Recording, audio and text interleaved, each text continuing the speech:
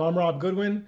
Tonight we're on Ustream Live. This is our second show live, and I'm going to bring in my co-host, as always, Mr. John Korn.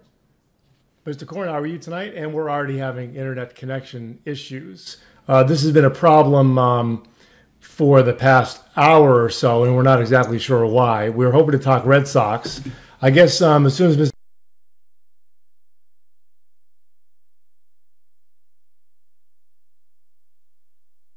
Next five games are very important. They've got two with the Marlins, three to close out the first half with the Yankees.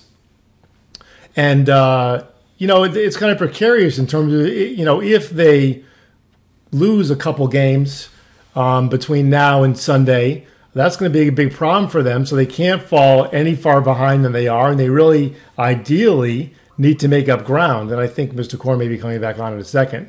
And they've got some issues to deal with. Mike Napoli has been in a season-long funk, so much so that David Ortiz ended up playing first base the other day.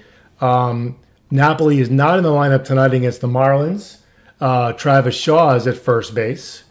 And Sean McAdam was on the radio in the Hartford market today.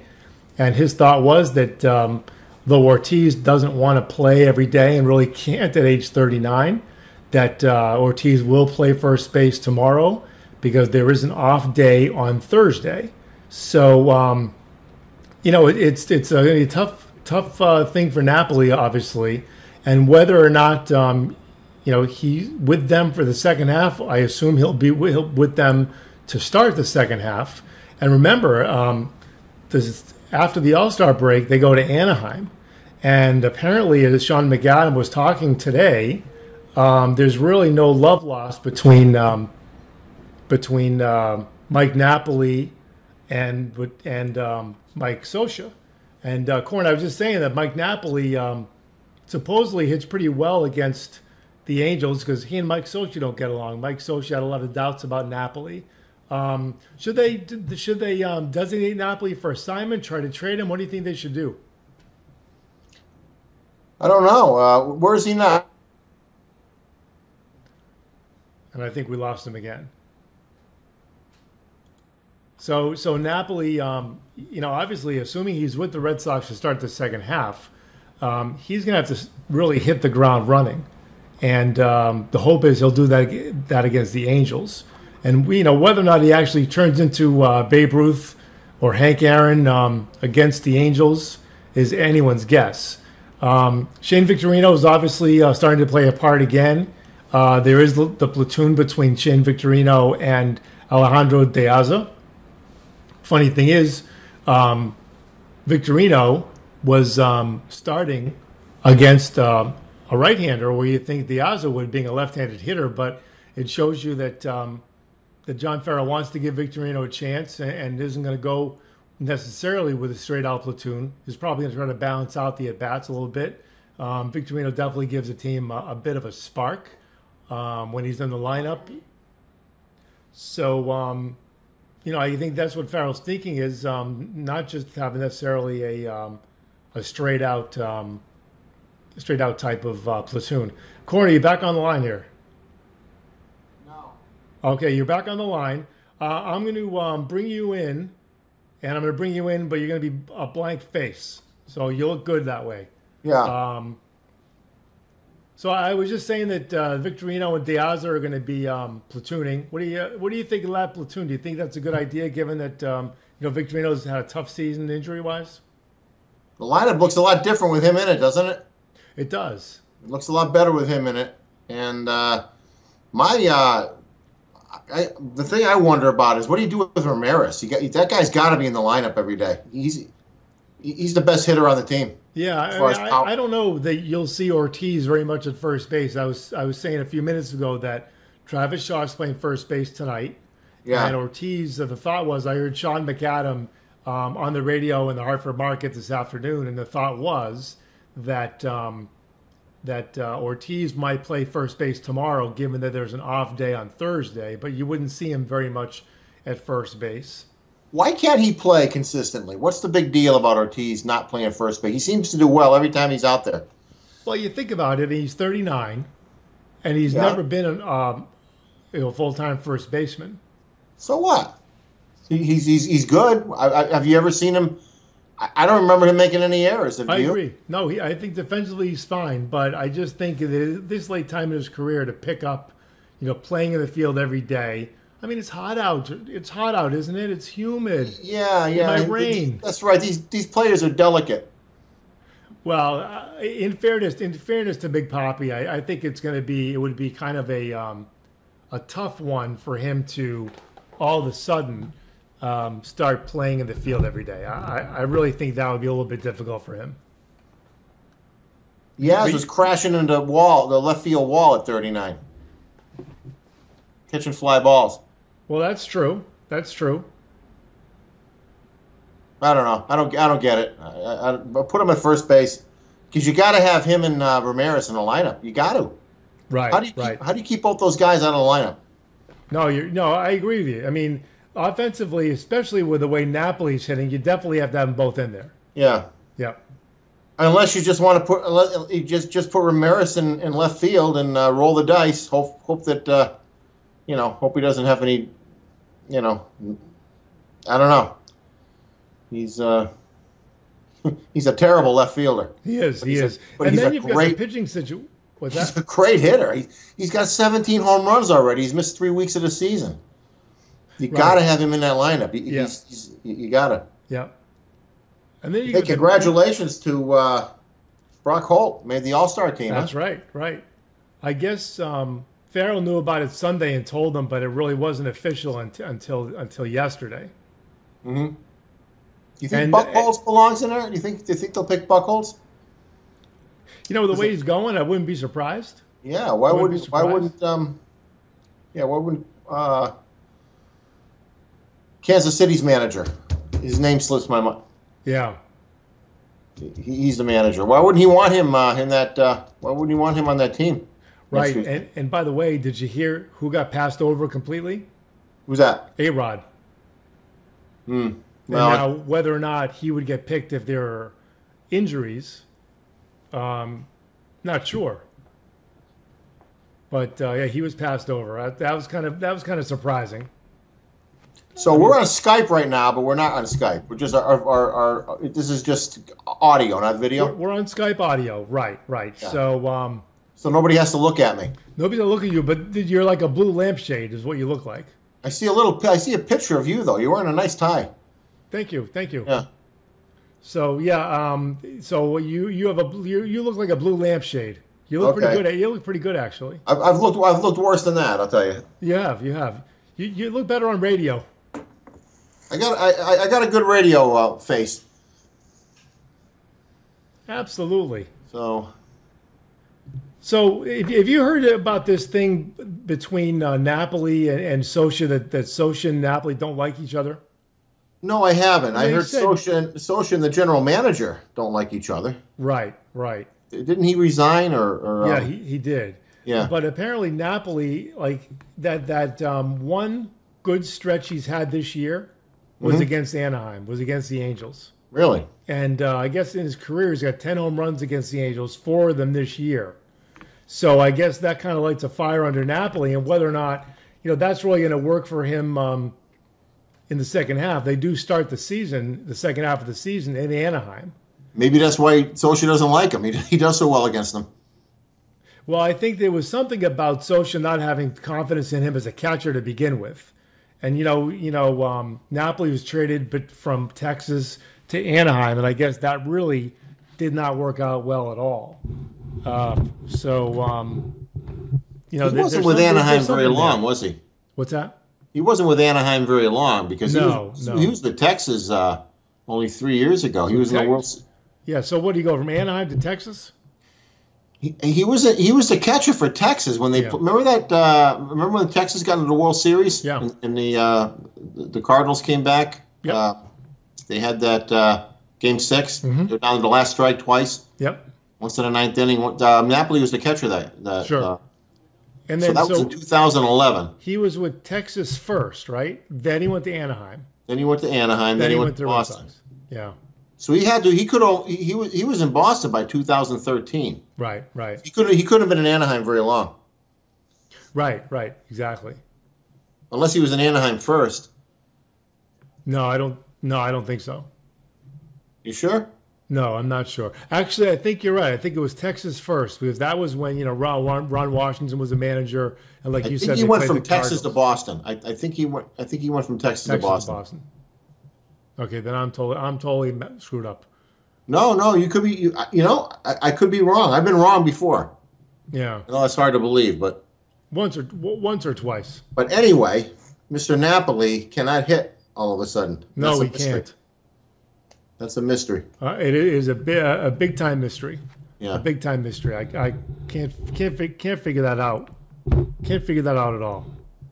Maybe he needs to sit down for a couple of weeks. Maybe he needs to walk away for a couple of weeks and get back. He's just in a.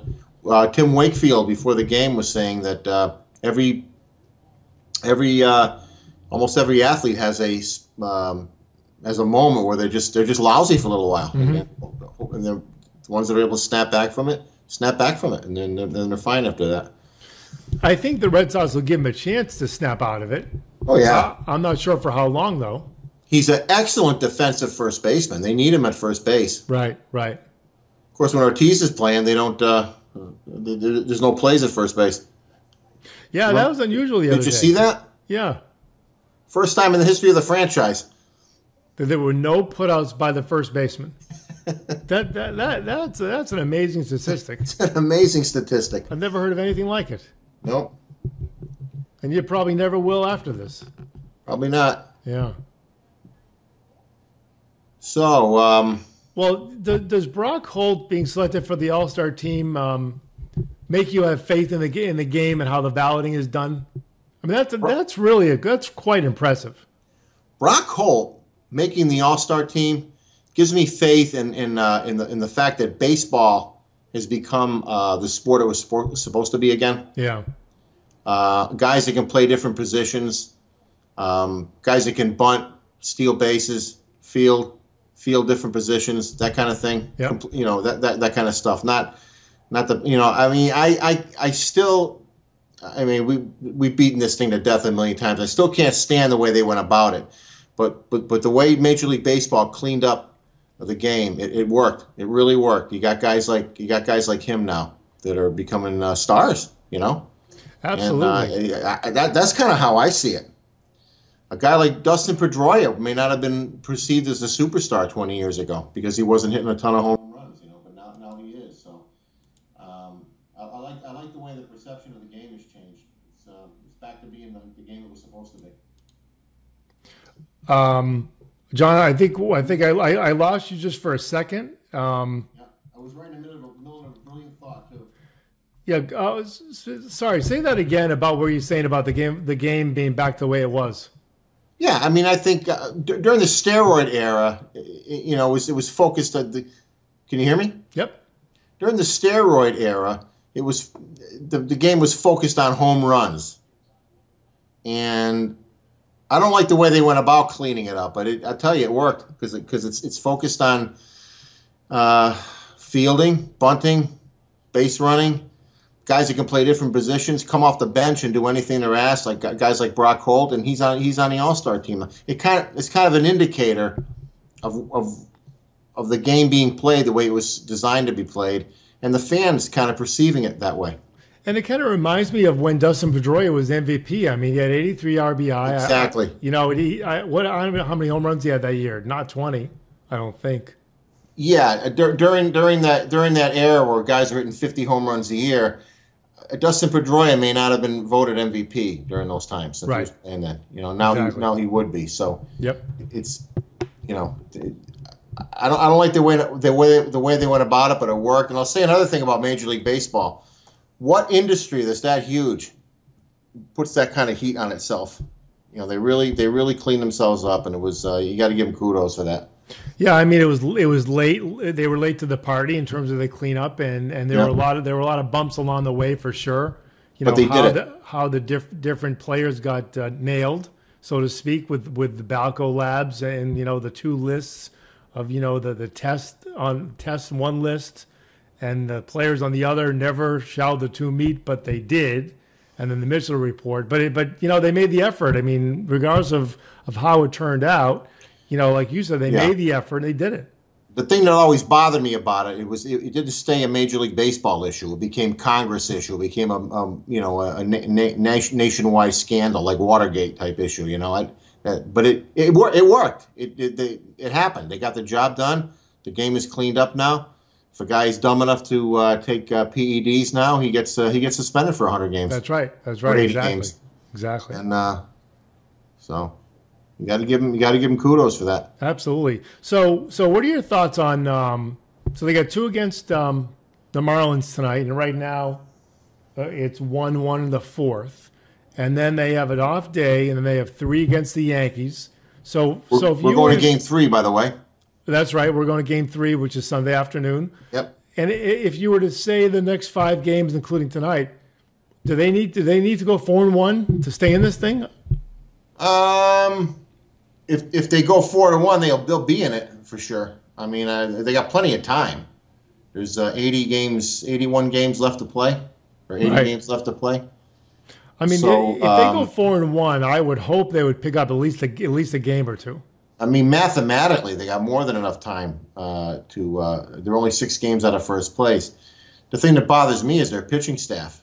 Yeah. If they somehow got into the playoffs with the pitching staff they have now, they'd get killed. Well, and if they're in the end of July for the trade deadline, they've got to make a trade for a starting pitcher. And don't you think? I mean, you said it yourself that the farm system is stacked. They should not give up top prospects for one shot, at least not this time. They've done it before when they got rid of Jeff Bagwell. But, you said they shouldn't do that this time. I agree with you. I absolutely believe they're going about it the right way. They're bringing up they got a stacked farm system, like you just said. They're bringing up. You got look who Betts, Bogaerts, and Rodriguez. 3 potential superstars right there. Right. Keep bringing these guys up. Sure. Maybe a year from now. I mean, we got to be patient here. You can't just go after the big splash. You're taking a big chance of giving up some good prospects and having a lousy team 3-4 years from now. Right. You're doing nothing but patchwork when you do that. It seems what you're suggesting then is that any deals they do at the trade deadline would have to include players on the Major League roster, maybe more than one.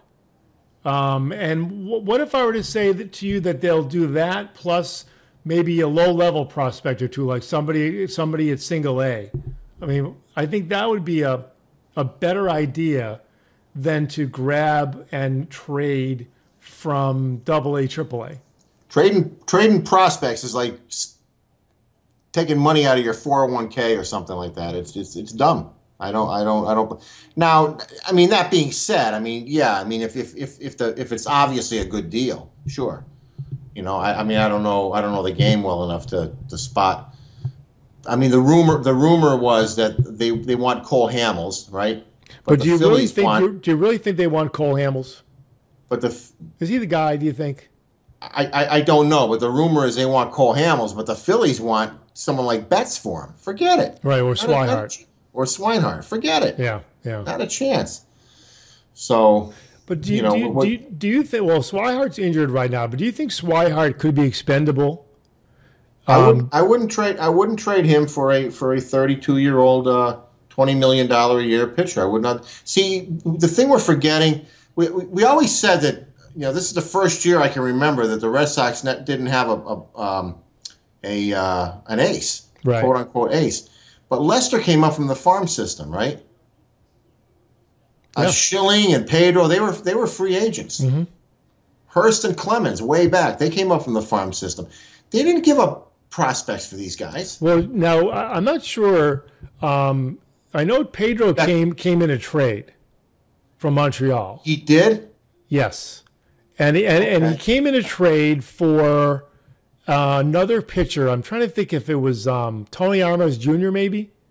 So that was a trade that obviously worked out much better for the Red Sox than I thought he was a free agent. Yeah, much better for the Red Sox. Now, Beckett was a trade for Hanley Ramirez. Right, exactly. Beckett and Lowell. For Hanley Ramirez, yep.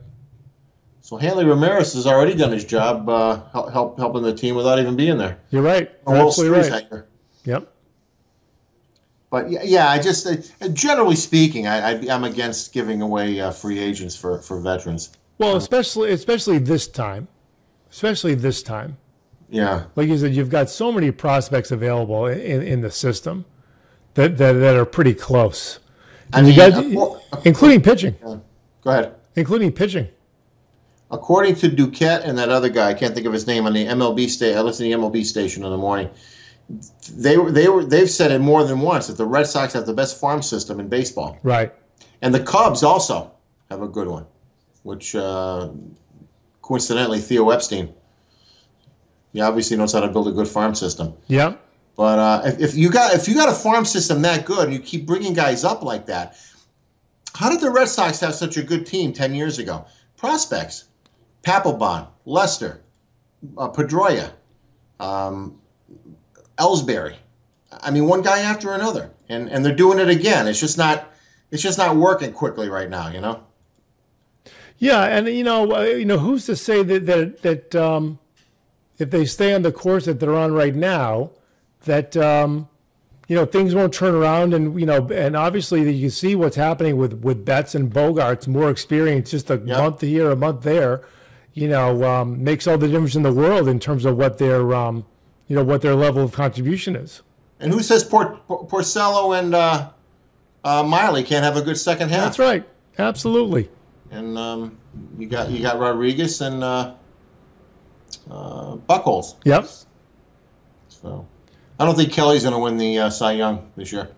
Not this year. Not in AAA. He's not. I'm checking out the score. I think it's still 1-1. Yep. Well, so before we conclude tonight, John, glad you were able to join on audio. We'll try to work on the video next time.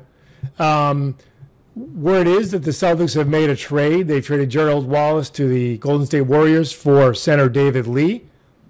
So they're kind of shoring up the front court, and it sounds like David Lee will at least start the season at center. So things look kind of interesting with the Celtics. I think they also have Amir Johnson up front. They have Jay Crowder, and the thought is that their bench will probably look like Kelly Olynyk and Jared Sullinger. So I think Danny Ainge is kind of piecing things together a little bit, given that they actually kind of outperformed what anyone thought they would last year, making the playoffs. So will that make you watch the Celtics a little bit more?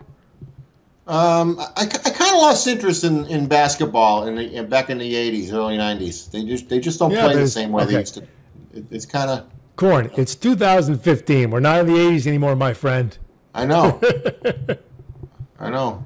They don't play right anymore. They don't. If they start off as well as they ended last year, I'll probably be much more interested. What's that year they won? 2008. They won the NBA title. Yeah. They were playing like that year. Right. They were playing like Bird, McHale, and Parrish were playing. Well, hey, I hate to tell you, like Rick Pitino said, who's not my favorite person in the world, by the way, probably my least favorite person in the world, Rick Pitino. Larry Bird's not walking through that door. Robert Parrish is not walking through that door. Kevin McHale is not walking through that door. Yeah, you said that, huh? Yeah. He's my least favorite person in the whole world. I hope he's watching and listening. Yeah. That's a weird. That was a very strange time. You had probably the greatest team they ever had on the court, and then they had that disaster with Len Bias. Yep, terrible. It was never the same again. Never the same. Yeah. But they won. They won the NBA title. They did. In Banner 17. Was it 08? 2008? Yep, Banner 17. Yep. So. All right, Mr. Corn, thanks for joining me. I'm here in the Central Connecticut studios, and John is remote in the Northern Connecticut studios. And we'll kind of, keep perfecting this live session on Ustream, and we'll also have it on YouTube, and we will also have it as a podcast. So you may be listening now after the fact via our podcast through iTunes, your iPhone. And also, as I said, we'll have this show on YouTube as well. So thanks everyone for watching live on Ustream, Your Boston Sports. Check out the website. Check us out on Facebook, still Red Sox Alley. Check us out on Twitter at Your Boston Sports, YOURBOSTN Sports. Have a great night, everyone. Thanks for watching. Good night.